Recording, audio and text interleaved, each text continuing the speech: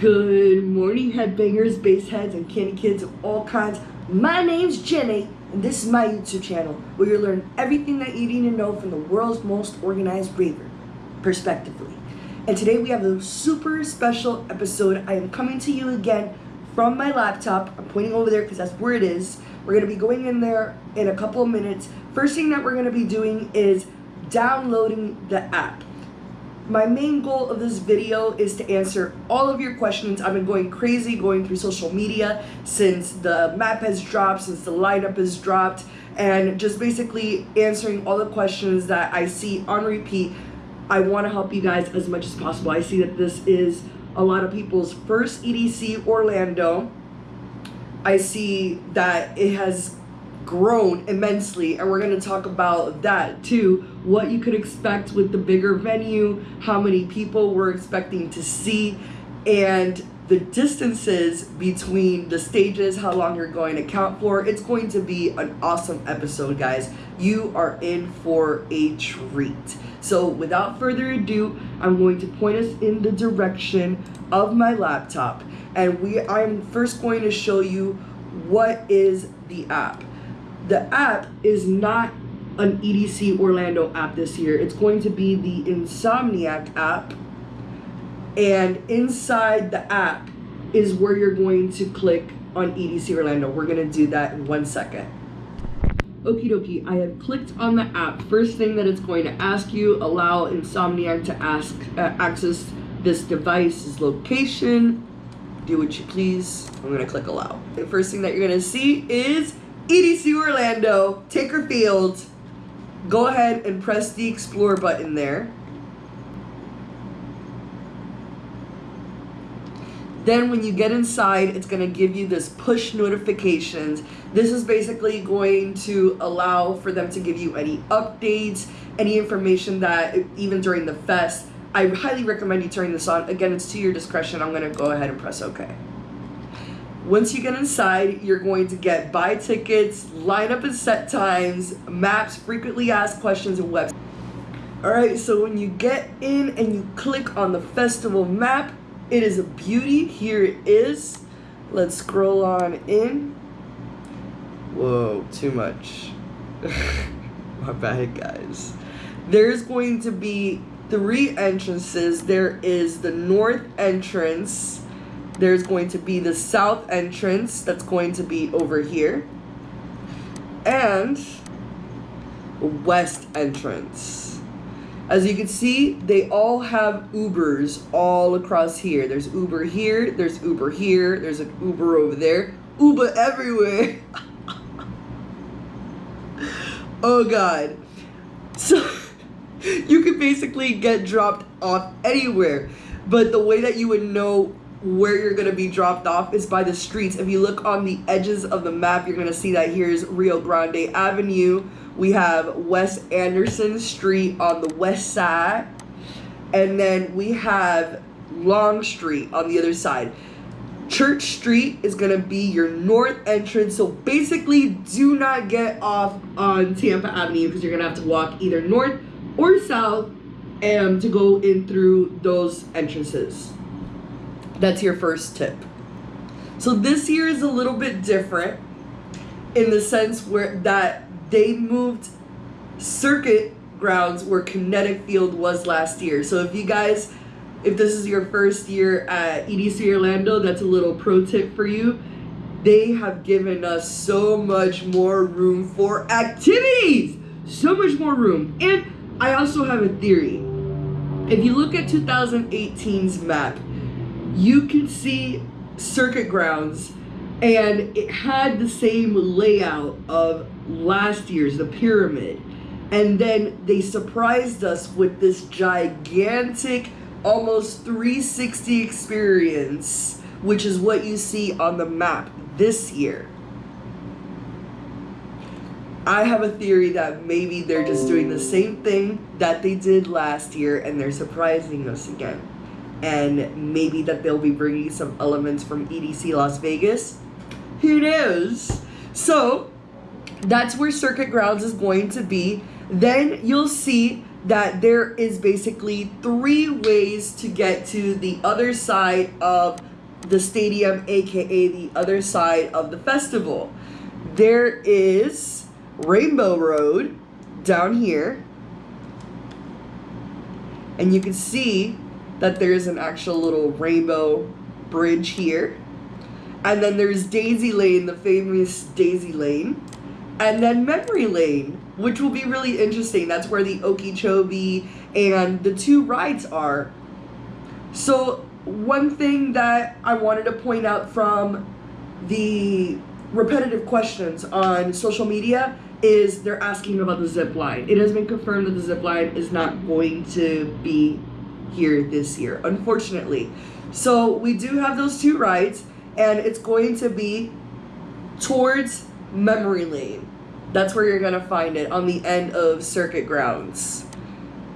And then you could see that Daisy Lane and Memory Lane lead you into this area here where Stereo Bloom is, where American Imperial is, and then this here is an attraction. This is basically all the art installations and Stereo Bloom, so you can get an idea there. So the fastest way before we hop into the map is going to be to take Rainbow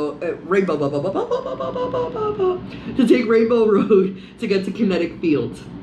That's gonna be your best bet.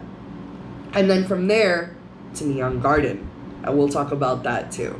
Okay, so let's hop on out of here and let's go to the map, and I'll show you what I pulled up on Google. Alright, so here we are. I have pulled up the festival map from the website, and I have gone ahead and opened it up on Google so you guys can get an idea of how big it is. So here is the outline of what the festival looks like on the actual map, and here it is on the side so you guys could see it. Also, I wanted to go over a couple of things.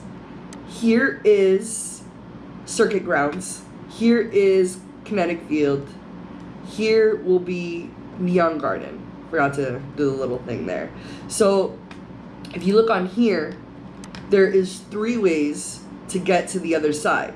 There's this one here, which is the rainbow. This one here, which is the daisy, and it goes over the bridge, over the lake here. And then if you go around, you're gonna be going through Memory Lane.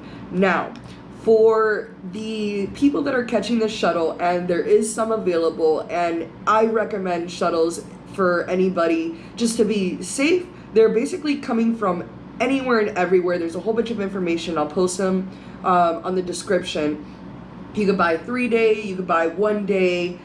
It's also coming, there's one coming from downtown. I think there is one coming from UCF, if I'm not mistaken. They're coming from everywhere, really, and I think it's a great idea. So if you are going to be doing that, right here, if you could see on the map, here's official EDC shuttle. So this will be your drop-off on this side here. Speaking of drop-off, if you are getting dropped off either by a taxi or by a family member or a friend, your drop-off is going to be back here next to the lake, and they said it's going to be Rio Grande and Central. Okay, so here's the venue, and here's where you'll need to be dropped off, and you'll have to just walk the way. That means that you'll be going in through the north entrance, and the first thing that you'll see is Neon Garden on your left, followed by Kinetic Field a little bit further in. So last but not least, I did a little bit of a measurement here, and this is about the longest that you're going to have to walk. It's going to be, let's say that you're around here on Circuit Grounds, right? So you're not too far into the cut, but basically I just wanted to give you a good idea. So if you start here and you take the short route, which is Rainbow Road here, and you go around, here's Neon Garden, which is the furthest that you're gonna have to go. Okay, here's Rainbow Road, which is Rio Grande, which I showed over here. Oops, over here. Okay. Sorry about that. I'm lost. That's the furthest that you're gonna have to walk, and that was calculated at 1,577 feet, which is roughly a little bit over a quarter of a mile. So I think that the walking is not going to be an issue at all. If I'm talking about how much time that you should give yourself, I would say that again, make sure that you make time to use the restroom, stop by the merchandise, make sure that you make time to just explore a little bit, maybe take a different route each time. That would be cool. So I wanted to also give you an idea of how long it would take if you wanted to take the long haul on the other side. So basically, nothing is going to take you more than 25 minutes unless you're going to take the long walk and then go all the way to Neon Garden. But that just means that you're taking the scenic route and you know that you're going to take a long time. So just make sure that you're doing that on your free time of the sets and that you're not going to miss anybody super important. But it looks like the layout is pretty good. I'm understanding it. I have no complaints as of now. I like the fact, I wanted everybody to notice that kinetic field is kind of tilted this way, assuming it's going to be for the sound bleed. I'm curious to see how that's going to work since Neon Garden is so close. And again, they have a picture of the tent, which they had last year, and I'm kind of hoping that that's just a little tease of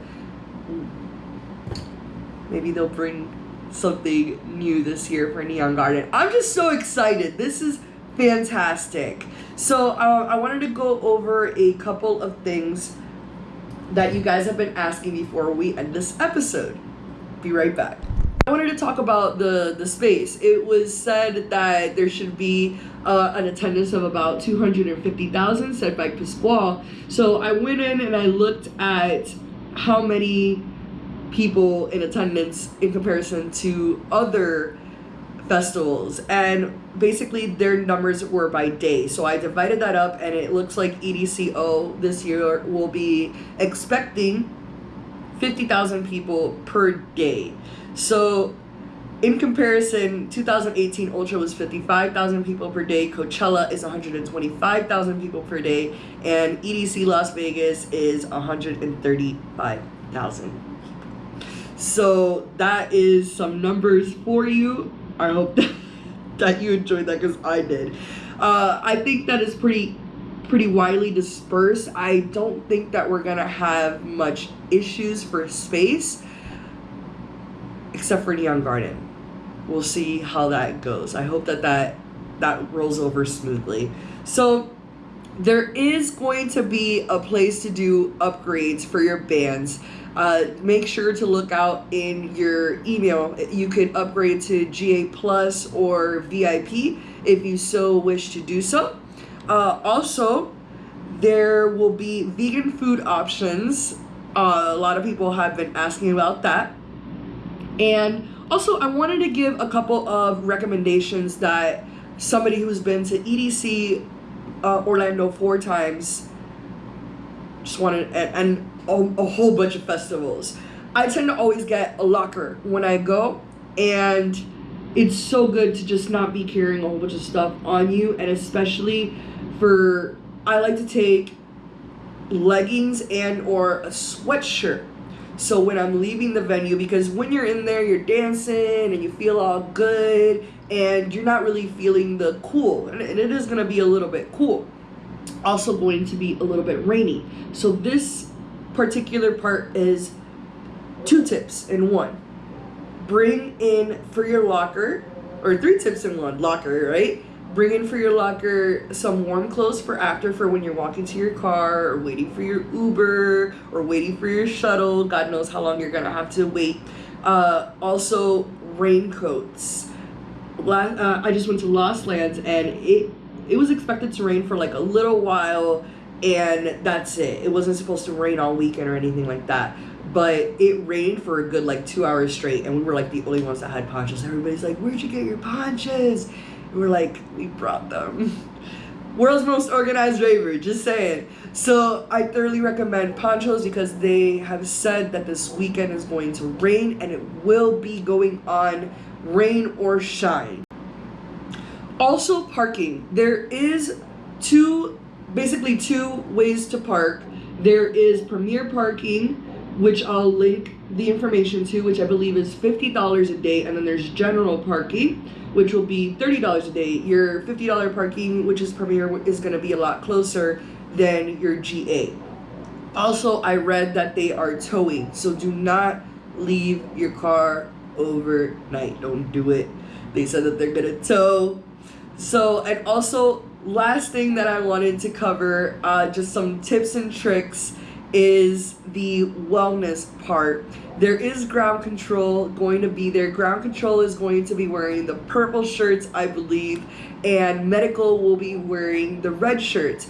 There is a part of the map that is the wellness center, or the wellness map, excuse me. Alright, so what I did here was I just clicked over from the festival map and I went over to the wellness map just to show you guys the ground control oasis, which is going to be right next to Kinetic Field here. That's basically a place that if you're caught yourself in a bad trip or your friend is having a hard time, you could take them there. Be sure to know the difference between a medical emergency and somebody who needs to chill out. There are different ways to notice if they're overheating or over chilled, not coherent. Well, there's a list. I'll try to provide that for you, but it's very important. There's all these medic techs all around. Check this out. There's one to the left side of Circuit Grounds. There's one to the right side. There's one to the left side of Neon Garden and one to the right side. Also, one here at the end of Kinetic Field. I mean, it's Stereo Bloom as well. So there's lots of places that you can go and chill out. There's also a chill zone which can be found over here and over here, okay? And also there is 2 hydration stations, and I know that seems like few, and you're right, but it was said that they're going to be having 100 spouts instead of 50, which is double from last year. So hopefully that will suffice. That is the end of my videos. I hope you guys got something from this. Stay bassy, stay nerdy. I love you guys, and I'll see you at EDC Orlando. # let's go.